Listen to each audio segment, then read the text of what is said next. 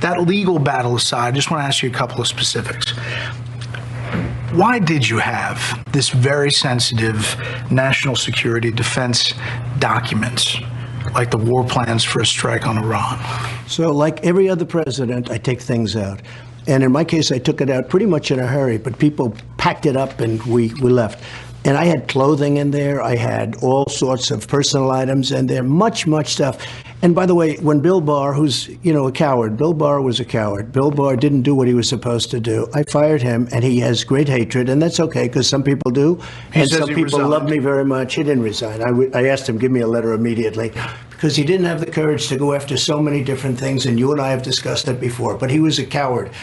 And he obviously doesn't like me too much, and there are a lot of people that don't, and there are a lot of people that feel just the opposite. But on the specific on the let me documents. just explain. Yeah. So I've got a lot of things in there. I will go through those boxes. I have to go through those boxes. I take out personal things.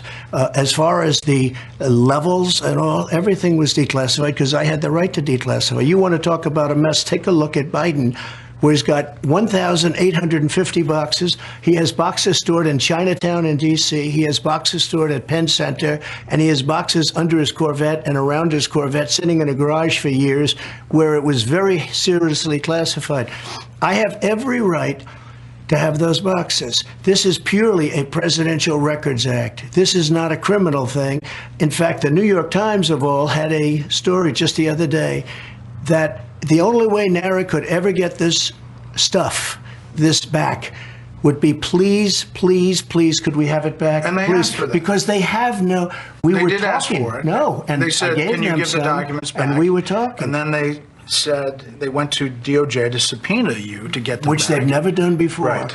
And in but all why not fairness, just hand them over then? because I had boxes. I want to go through the boxes and get all my personal things out. I don't want to hand that over to NARA yet. And I was very busy, as you've sort of seen. Yeah, but I've according been to very, the very indictment, busy. you then tell this aide to move to other locations after telling your lawyers to say you'd fully complied with the subpoena when you hadn't. But before I send boxes over, I have to take all of my things out. These boxes were interspersed with all sorts of things, golf shirts, clothing, pants, shoes. There were many things.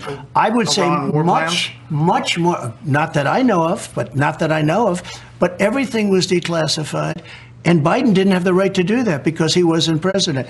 Nor did Mike Pence, by the way, have the right to do that because he wasn't president. Right, I'm not going to belabor this. No, but when you look at this, just get to the other specifics. presidents, when they leave, they take the papers. They have thousands and thousands. Obama had it. Nixon had it. Carter had Their it. The argument Bushes is that had these it. are super sensitive national security documents. I'm sure you'll see real super sensitive that Biden has, because Biden has far more than anybody's ever kept. And he turned them over when asked. No, he didn't. He still what hasn't given the 1,850 boxes that's stored at the University of Delaware. In fact, they're fighting them in court, and they're fighting them. And But he the opened boxes, up for them to look at it. excuse me, the boxes from Chinatown, he didn't turn them over. He sent them up to his lawyer in Boston to look at before they handed them over. And there are special counsel is looking at that, and we'll see what comes out of it. But I do want to just end with this. I don't want to dwell on it. So, as you can see, Fox News is officially dead. I mean, not only is their ratings collapse continuing, but now, as you can see, there is now no difference between Fox and the ultra-left MSNBC in their total failure to understand where the power to declassify ultimately resides. You know, there was a time we could tune into Fox for some semblance of clarity and sanity.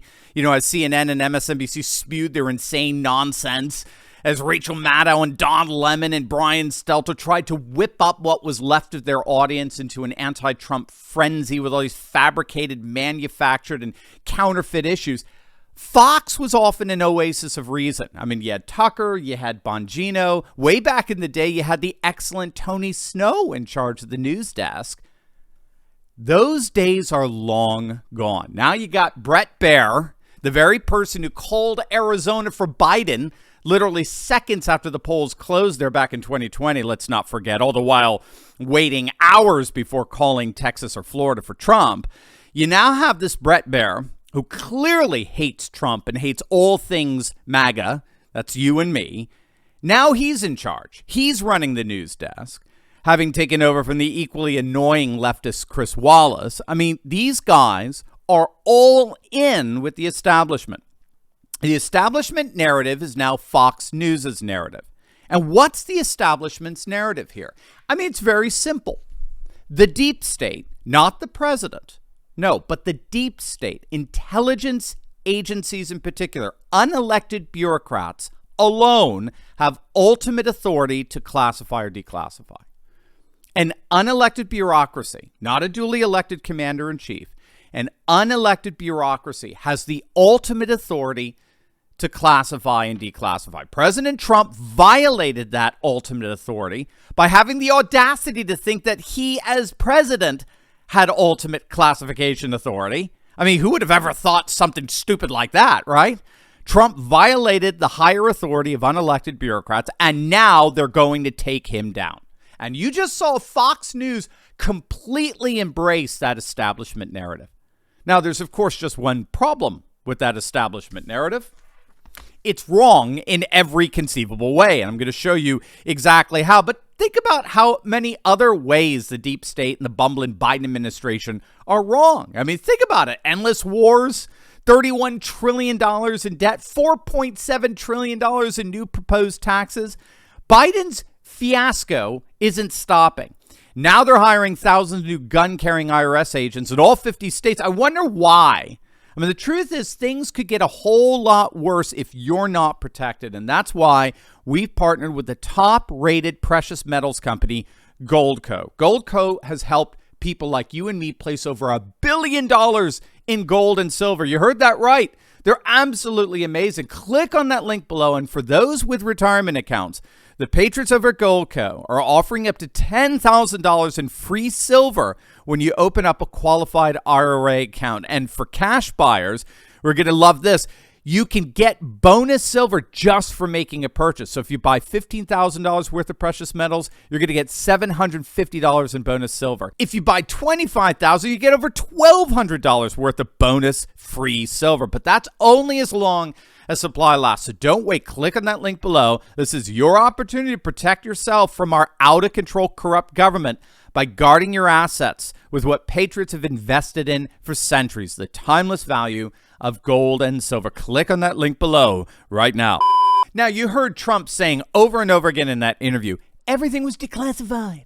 Everything was declassified. I, as president, have the right to declassify. And as president, he can move declassified documents anywhere he wants. Remember, when all is said and done, the DOJ is trying desperately to convict Trump of a crime that legally he cannot commit. Because as president, he has ultimate decision-making authority in terms of what gets classified and what doesn't.